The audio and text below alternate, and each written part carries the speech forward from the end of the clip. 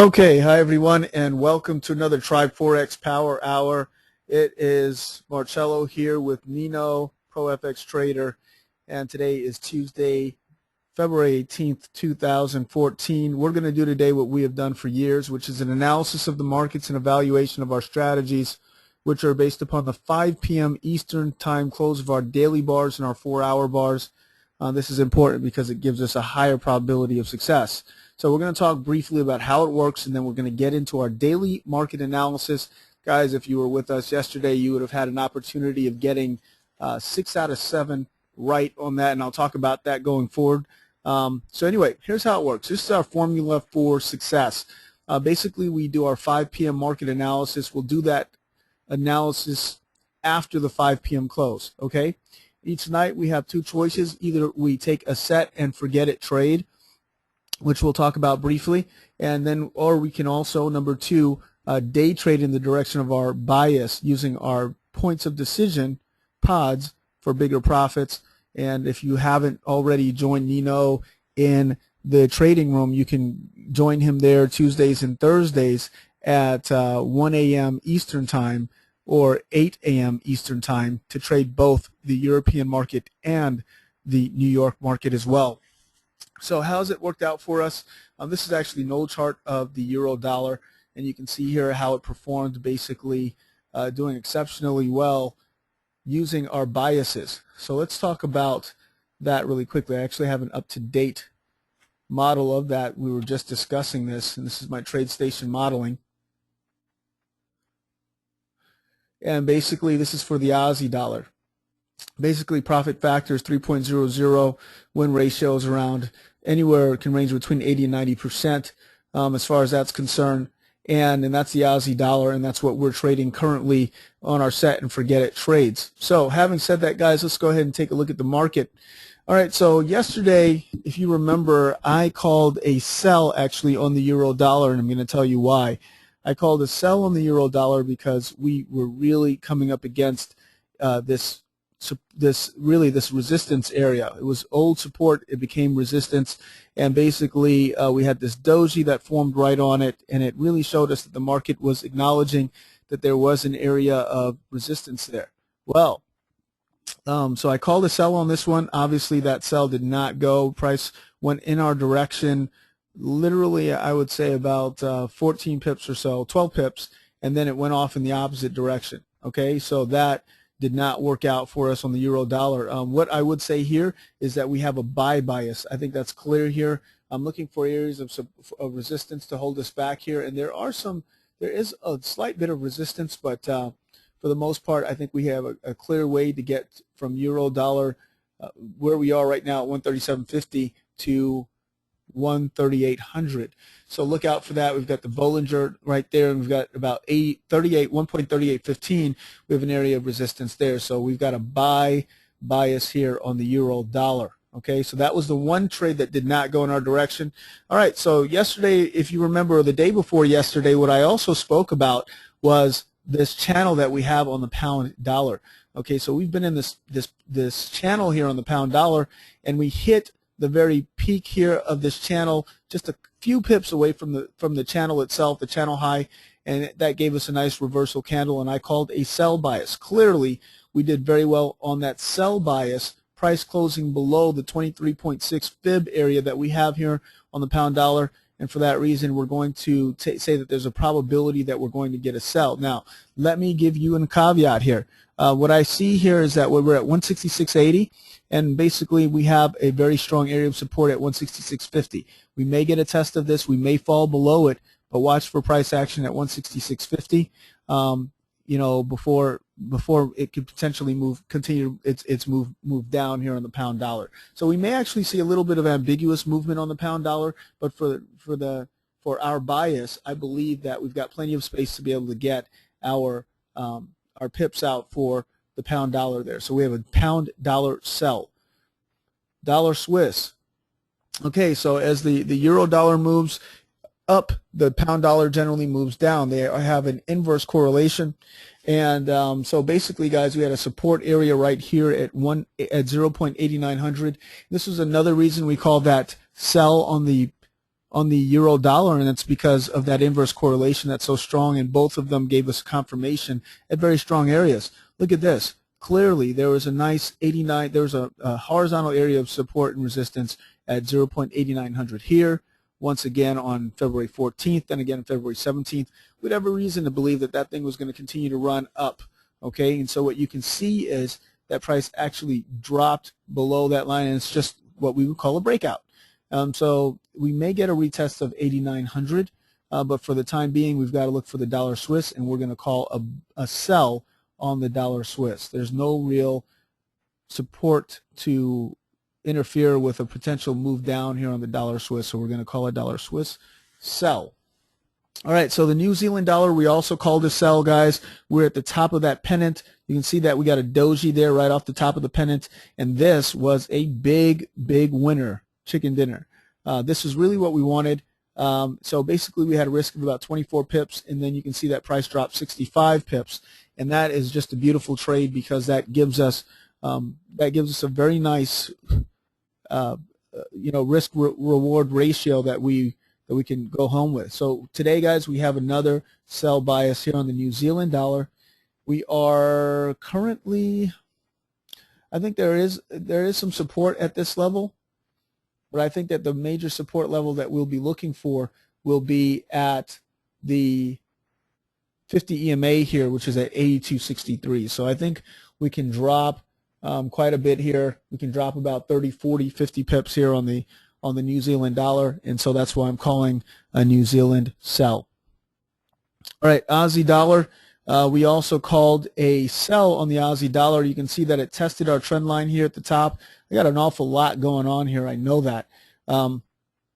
But, you can see that basically price went up to our trend line here at the top, really tested it. It looked like it was going to break through, didn't quite break through, and it gave us a nice looking kind of a doji setup here on the Aussie dollar.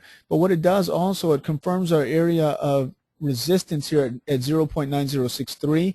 It also confirms the trend line that we were at, and we also have a Bollinger Midband that's right there in that vicinity as well, which all of those together giving us a very nice opportunity for a sell on the Aussie dollar. And so we've got about 50 pips in that before we start interfering with the 50 EMA, or I should say interacting with the 50 EMA here. So we have about 57 pip move down potentially on the Aussie dollar, and that's where I stand on that one. So that's our bias. We have a sell bias on the Aussie dollar. Dollar CAD still bouncing around in there in a consolidation. We could definitely have a buy move for the dollar CAD now because we're at the bottom of that channel, but don't quote me on that. That's not one of the currencies that I'll be trading. Euro yen, we have a buy on the euro dollar, so I'm going to go ahead and take a buy on the euro yen as well. I'll call that for our bias, not just for that, but also because we just had a breakout of this pennant that we had in here. Okay, we had a nice, beautiful flag consolidation, contraction of price, textbook, and then bam, a nice breakout of that area, and we have pushed through the 38.2 fib. We pushed right to this area of resistance here, which is at 140-100. Now, do I have some reservations? Slight reservations, because at 140-100, the market clearly reacted there. Now, what I thought was going to happen, I thought that we're going to get up here and then price was going to pull back potentially.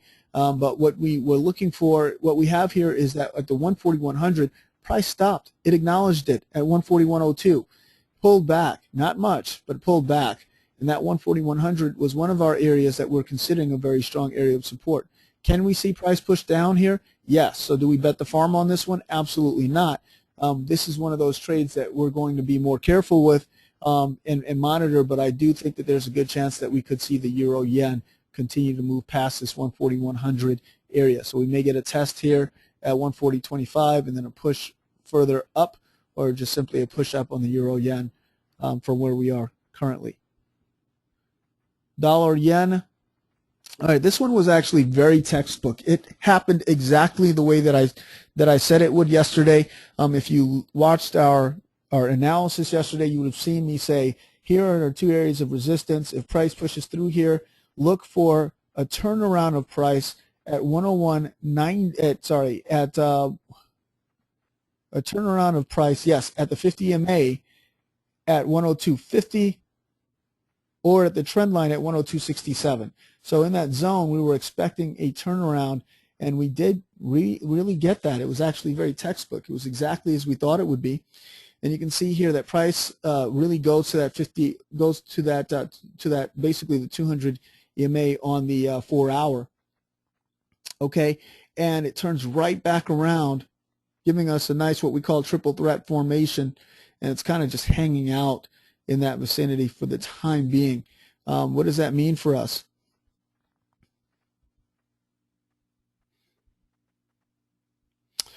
Basically, we could see price retest this 50 EMA again on the dollar yen. I'm going to hold reserve judgment here. I'm going to hold judgment here on the dollar yen. I don't quite have a clear bias here because we could see price come up to this 50 EMA and then head downward again within this channel for a further contraction of price. We're going to have to wait and see. So that, as far as that's concerned, I'm not going to be clear on that. We are back in our channel. This is what I thought would happen.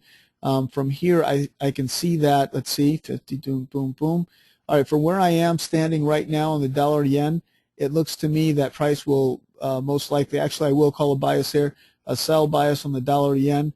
I think it's going to come right back down to 101.67. So we have about 60 or 70 pips that we can play with here on the dollar yen.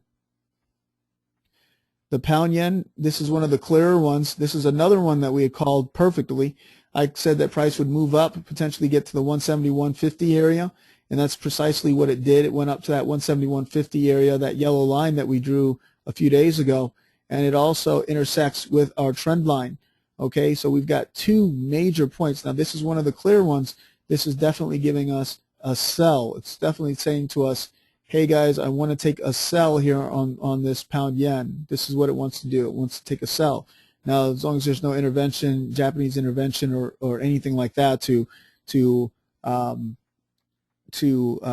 decrease the value of their currency, we should very well see a continuation downward back into this channel, into this pennant here on this pound yen. So we have a sell bias on the pound yen.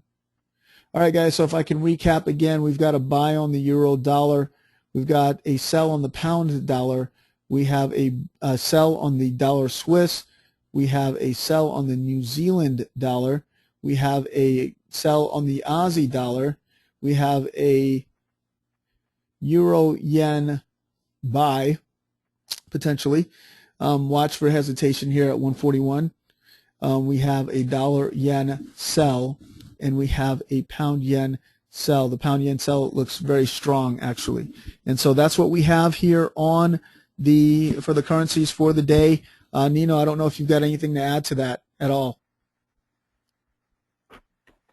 Not really, just looking forward for everyone in trading on this Thursday for the London session and their New York session.